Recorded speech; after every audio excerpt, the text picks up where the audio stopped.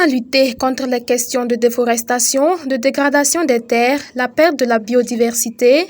En un mot, comment lutter contre le changement climatique au Burkina? Ces interrogations trouvent réponse dans la démarche REDD+, qui permet de lutter contre les réductions des émissions dues à la déforestation et à la dégradation des forêts en incluant la conservation, la gestion durable des forêts et l'augmentation des stocks de carbone forestier.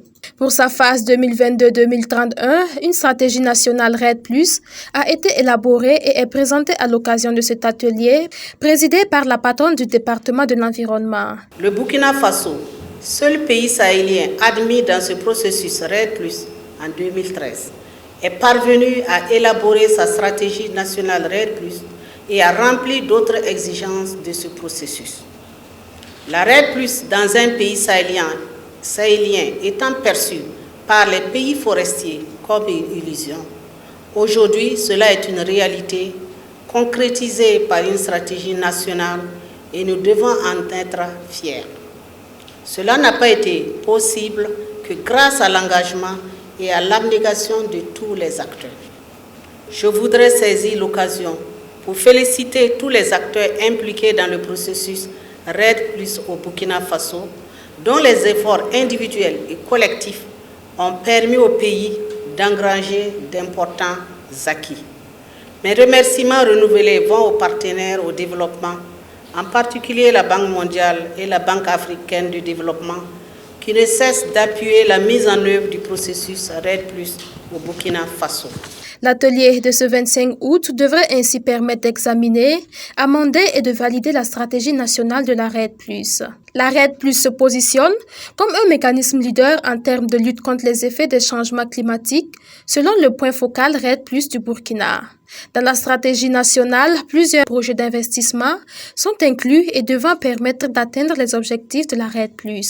Donc dans la stratégie, ce qui est important, il y a des orientations qui sont données, notamment les options stratégiques. Donc il y a les options stratégiques qui sont définies. Ces options stratégiques vont concerner plusieurs secteurs.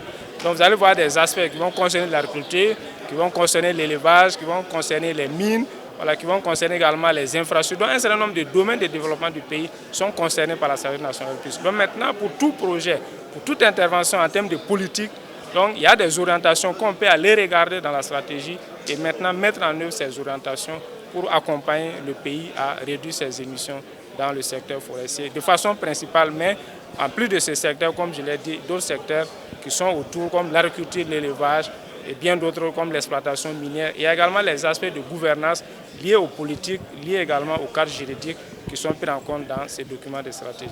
Il y a un ensemble d'actions qui sont dedans que le ministère essaie de mettre en œuvre au quotidien. Donc la validation de cette stratégie va nous permettre d'aller de l'avant et surtout que vous savez que plus on mène des actions, cela nous permet d'engager aussi des financements. Donc voilà l'intérêt de cette stratégie REDD+. La mise en œuvre de cette stratégie nationale REDD+ s'étend jusqu'en 2031 et devra contribuer au changement de conscience sur la nécessité d'agir en faveur de la protection de l'environnement, car selon les chiffres du ministère en charge de l'environnement, chaque année, le pays perd environ 247 145 hectares de forêt.